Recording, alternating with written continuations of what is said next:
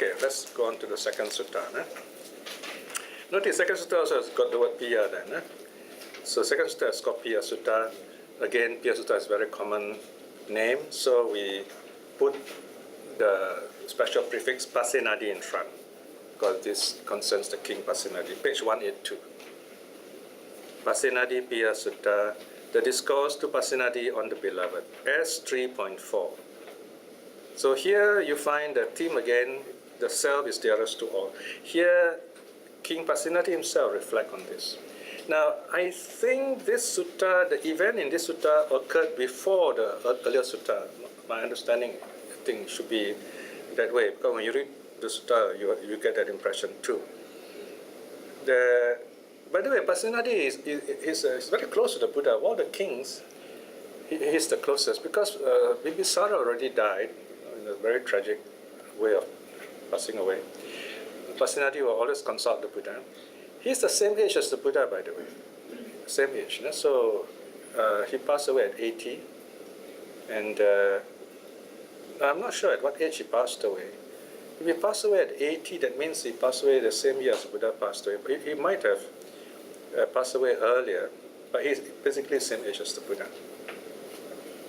So we will often receive instructions from the Buddha. Sometimes he'll get very inspired. He'll come and tell the Buddha. He will lecture to the Buddha. He will tell us, okay, I experienced this, and then the Buddha will correct him or endorse him, depending on his wisdom. Their first meeting is very interesting. When the first time this young king meets the young Buddha, right? So this young king looks at the young Buddha and says, "Yeah, you're so young. How can you be a monk? How can you be going around teaching?" Then the young Buddha replies. He says, "Oh king, he answers something like this. He says, you see a small snake, you respect it because this snake can grow big and become dangerous. Right? It's just a popular notion." Then another one, the Buddha says, you see a young prince, you still respect a young prince. So this is indirectly referring to the king. But this young prince will one day become a powerful king, but you still respect a young prince. And a young samana, a young holy man too, will one day become a great teacher. So never look down on the young. So it's a very wonderful teaching for young people. Never look down on young people.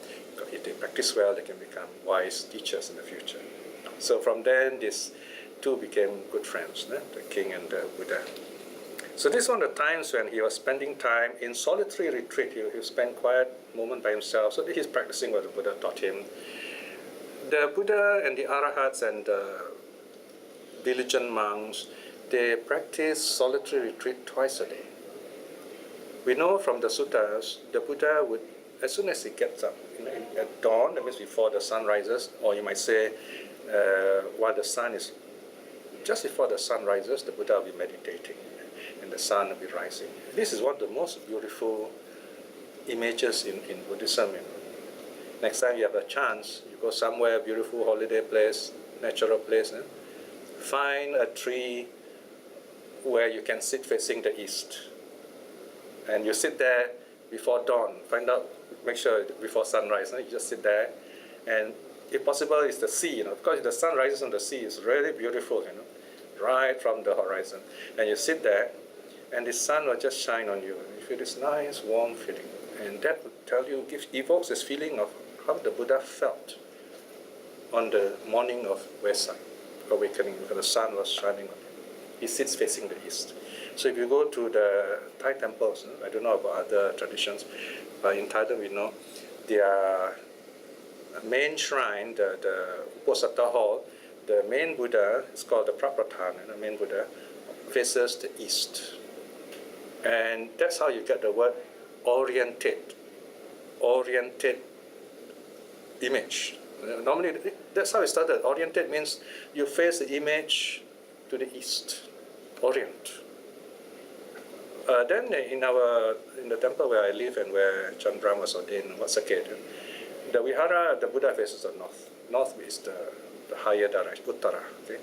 But in the main shrine, Buddha faces the east, oriented. And the irony is, the interesting thing is this, the medieval church was influenced by this. They also took this idea, so their church also oriented facing the east. Of course, they won't admit this, but in the Buddhist monasteries, we have all these traditions already there. Okay? Right, so King Pasenadi was reflecting. Let's see what happens. Look at page 183 at the bottom. Originating in Savatthi. Sitting at one side, Raja Pasenadi of Kosala said this to the Blessed One. Here, Bhante, while I was alone in seclusion or solitary retreat, this thought arose in my mind. Who now loves himself? Who now does not love himself? Bhante, this occurred to me.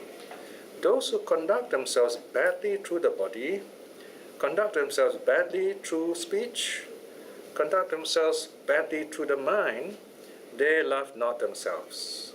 Even though they may speak thus, we love ourselves, but they truly do not love themselves. What is the reason for this? For what the unloving would do to the unloved, they themselves do that to themselves. Therefore, they love not themselves. All right? So let me paraphrase this. So this is a reflection. King Pasenadi is sitting quietly. He says, "What? When do we love ourselves? When we do not love ourselves." So he says, when we do bad stuff, we do not love ourselves. Why? Because our enemies do bad things to us. So if we do bad things to ourselves, we don't need enemies. We become our own enemies. So we don't love ourselves. So this is a king at his best, if you like, philosophical best. No? Then 4.1. But those who conduct themselves well through the body, those who conduct themselves well through speech, those who conduct themselves well through the mind. Body, speech, and mind. These are three doors of action. 4.2. Even though they may speak thus, we love not ourselves, but they truly do love themselves. What is the reason for this? For what the loving would do to the loved, they themselves do that to themselves. Therefore, they love themselves. Right? So here you see this king, because of his closeness to the Buddha, when he's by himself, in other words, he's no more a king, he's just a human being, a practitioner, these thoughts come to him. This reminds me of a very interesting person in the history of the Roman Empire. You all remember this emperor? Marcus Aurelius. Marcus Aurelius. He is a very philosophical person, but somehow he had to become emperor, and he was not very happy about this. So he has to perform his duties. So after he's finished his fighting, he will retire in his tent quietly or sit down. He will write his reflections. One of it is something like, life is like a flowing all the time. You can never step into it twice. You can never step into the same waters twice. Very deep, isn't it? I mean, the water is moving. You put your foot one time, water gone already. Second time, you step in, different water flowing. Right? In other words, everything is changing. So his collection became a classic. It's called the Meditations of Marcus Aurelius. Okay, so he's one of those good emperors. Most of the other emperors are bad and violent and crazy. Okay? But he's one of those good ones. So he's a bit like Pasenadi. No? Of course, then Pasenadi went to see the Buddha. Right? So he asked the Buddha, okay, this is what I reflected. What do you think? Then the Buddha responds. So the Buddha's response is like authenticating, stamping the seal of approval. In other words, yes, you're right. Okay, then it is Dhamma-based. 5.1. So it is, Maharaja. So it is, Maharaja. Ewang, Ewang, so it is. Those Maharaja who conduct themselves badly through body, conduct themselves badly through speech, conduct themselves badly through the mind, they love not themselves. Even though they may speak thus, we love ourselves, but they truly do not love themselves. What is the reason for this? For Maharaja, what the unloving would do to the unloved, in other words, an enemy does to another enemy, they themselves do that to themselves. Therefore, they love not themselves. Right? So in other words, if we do bad stuff, we're only hurting ourselves. This is a very good argument why we should not do bad things. On the other hand, before that, 5.2. Even though they may speak thus, we love ourselves, but they truly do not love themselves. What is the reason for this? For Maharaja, what the unloving would do to the unloved, they themselves do that to themselves. Therefore, they love not themselves. So the Buddha agreed. No? So, and then the Buddha also repeats the positive one. Okay? Then the Buddha adds his own verse. The Buddha's verses, 5.7. The Buddha said this. Having said this, the well-gone Sugata, the teacher, further said this. Atananche piyang janya na nang pa pena sangyuje na hitang sulabang hoti sukang dukata karina. If one knows oneself as dear or loving or beloved, one would not yoke oneself to evil or to bad. No? For not easily obtained is happiness by the evildoer. So in order to do evil, you won't be very happy. Anta kena dipanassa jahato manusang bawang kinhi tassa sakang hoti kincha adaya gacchati kinchassa anugam hoti chayava anupayini. When one is seized by the endmaker is death, okay? When one leaves the human state, what can one tell to be truly one's own? Or take when one moves on? What is it that follows one like a shadow, never living? All right? So here, in other words, the question is, what do we bring with us when we pass away? We cannot bring anything with us except the goodness or the bad we have done. Ubo punyang cha papancha yang macho kurute ida tanhi tassa sakang hoti tangwa adaya gacchati tangwassa anugang hoti chayava anupayini. Both the good and the bad that a mortal, the word should be mortal, that a mortal does here, this is what is truly one's own. This only one takes along with one. This indeed is what follows one, like a shadow, never living. Right? So, in other words, we only take the good and bad we have done, our karma, when we move on. Our karma is what pushes us on. Okay?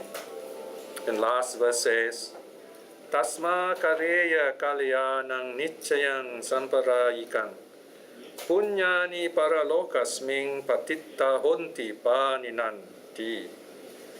Therefore, one should do good, building it up for the hereafter, future state. Merits a support in the other world for living beings arising there. Okay? So this is a teaching for lay people. Cultivate merits. Because merits will support you, bring you a happy life, next life. This, unfortunately, is not a perfect teaching because merit is uncertain. But it is much better than anything else in the world if you don't meditate. Right? Because of that, the Buddha uses another term, kusala. You got punya, you got kusala. Two very important words. Sometimes they mean the same. In some contexts, they mean the same. Yeah? But usually, they mean two different things. Punya is the older word. Punya is the word which the local people use. Good merits, do good deeds, good karma. Next life, become rich, handsome, powerful, influential, and so on. But we are still caught in samsara. Unless you use this merit to build up your mind, your calmness, and work yourself towards liberation, yes, in that sense. Otherwise, you can be born rich and healthy and handsome and powerful in the next life, but you're not really happy. You don't gain awakening, and after that, you are reborn according to your bad karma. And there is a very interesting teaching about being born in the heavens, which we don't often hear, but it's not something pleasant to hear. If you just do good deeds, even you keep the precepts, you are generous, but you don't reflect on impermanence, you don't train the mind. In other words, you only do good deeds with the body, generosity, kindness, and sort of thing. You'll be reborn in the heavens, yes. So your karma will last a long time, maybe. But once the karma finish, it's snake and ladders. You go straight to hell. You fall straight to hell. Very likely. See? It's rare that someone will be reborn, say, human world again. Right? This is one of the teachings not often mentioned, but this is the reality. Unless you are a stream winner or higher, then you remain in the heavens very long time, and the worst thing, you might go down to human world, but even then you'll be living in the proper environment. Even if you're reborn, let's say in some remote area like Afghanistan or what, you'll be with some kind of group that will be practicing the Dharma. You always, that chance to practice is there. You know, I've heard that even people in Kuwait meditate, in the hotels. In the hotels. There are meditation going on there. I mean, that's good enough, it's still in Kuwait, Arabia. So you'll be surprised that the places where people meditate nowadays, it's practically global. Or the Buddhists. They may not, they respect Buddhism, they know Buddhism is good, but because they are not exposed to the suttas and because they don't have the kind of grounding we have, to them it's just a faint idea, it's a good thing, and they know meditation is good. So it's a good start. It's a good start. And they often mix it up with other things like Hinduism and so on, because they don't see the difference between those Hindu yogis and Buddhism. They take over from India, therefore practicing together. But it's okay, at least they have developed further than where they were before, and slowly they build up their practice. What I'm saying is the meditation is a very hot asset we have that a lot of people like meditation. Any questions on this? So finish second sutta already.